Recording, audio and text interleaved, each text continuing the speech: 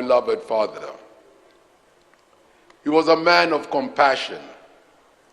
Just a few years ago, he was grieved to read in the papers of a son of one of his old friends who had got himself in a sticky situation.